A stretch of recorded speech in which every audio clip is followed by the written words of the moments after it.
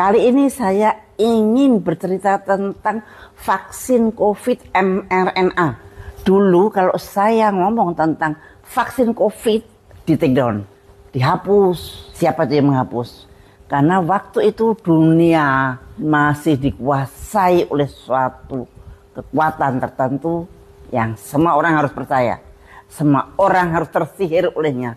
Nah, setelah Presiden Trump kemarin berpidato pada inaugurasinya bahwa dia keluar dari WHO, dia menolak pandemic treaty, dia menolak ini dan sebagainya karena merasa tertipu oleh WHO dengan isu-isu pandemik dan vaksin.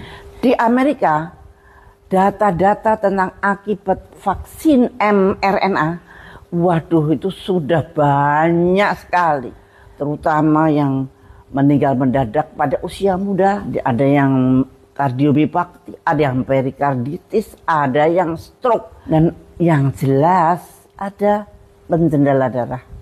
Jadi darahnya kental sehingga gampang untuk menyumbat kemana-mana. Sebetulnya apa sih vaksin mRNA itu? Dan mereka sekarang banyak sekali ilmuwan yang kemudian meneliti sebetulnya apakah mRNA itu aman. Bayangin baru mulai diteliti. Padahal sudah diberikan dari tahun 2021 ya. Sampai sekarang 4 tahun yang lalu. Baru sekarang diteliti. Kalau nggak percaya cari di literatur di Google Scholar. Atau di mana-mana. Di jurnal-jurnal ilmiah.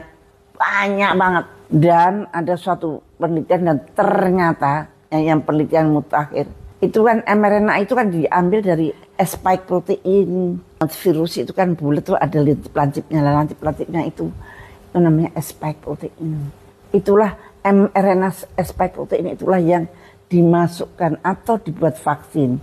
Lah itu dibungkus dengan LNP, nano lipid particle. Nah untuk membawa ke dalam kalau nggak dibungkus dengan LNP nggak bisa. Maka dibungkus dari itu. Janjinya spike protein yang dimasukkan ke dalam darah, dalam tubuh kita itu hanya kira-kira seminggu 2 minggu hilang. Tapi ternyata pada penelitian dari tikus sampai penelitian pada manusia, penelitian pada tikus itu ternyata mRNA itu terus ada dan menjalar ke sebuah organ. Padahal itu patogen untuk tubuh kita. Dan pada penelitian dari Yale University yang terakhir membuktikan bahwa sampai 700 hari itu 2 tahun masih ditemukan spike protein. Maka kesimpulannya mereka vaksin mRNA itu bila disuntikkan di dalam tubuh kita maka akan terintegrasi dengan DNA. Kemudian kita mencetak sendiri, kita mencetak terus sendiri.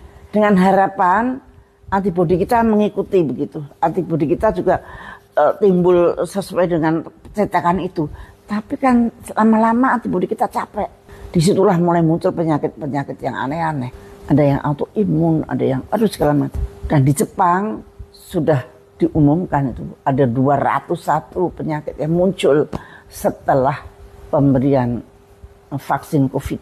Dan itu pemerintah semua yang menanggung. Yang paling memprihatinkan saat ini justru WHO mengembangkan metode membuat vaksin mRNA termasuk Indonesia. Saya yakin ilmuwan-ilmuwan yang ada di lab-lab itu di Indonesia sedang belajar, sedang mengerjakan bagaimana membuat vaksin mRNA flu burung.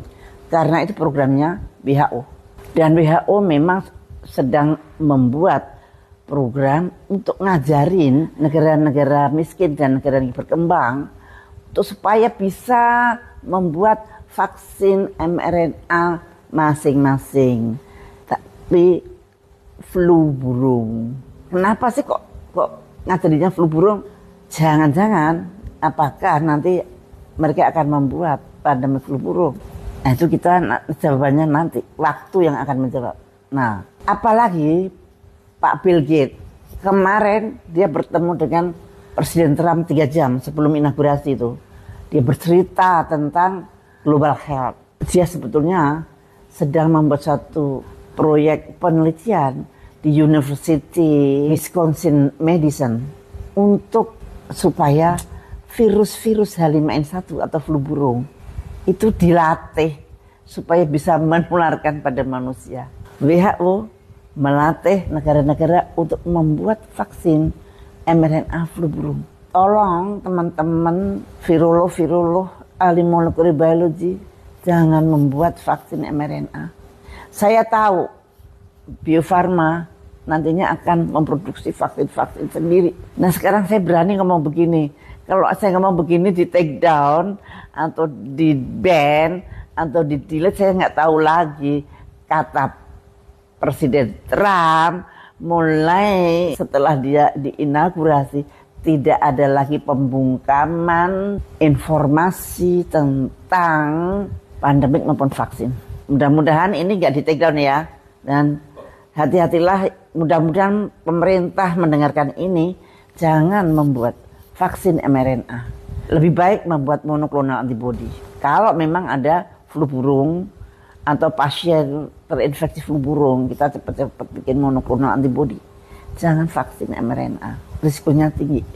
Itu coba baca di jurnal-jurnal, banyak sekali kok. Lebih baik monoklonal antibody daripada vaksin mRNA flu burung. Terima kasih.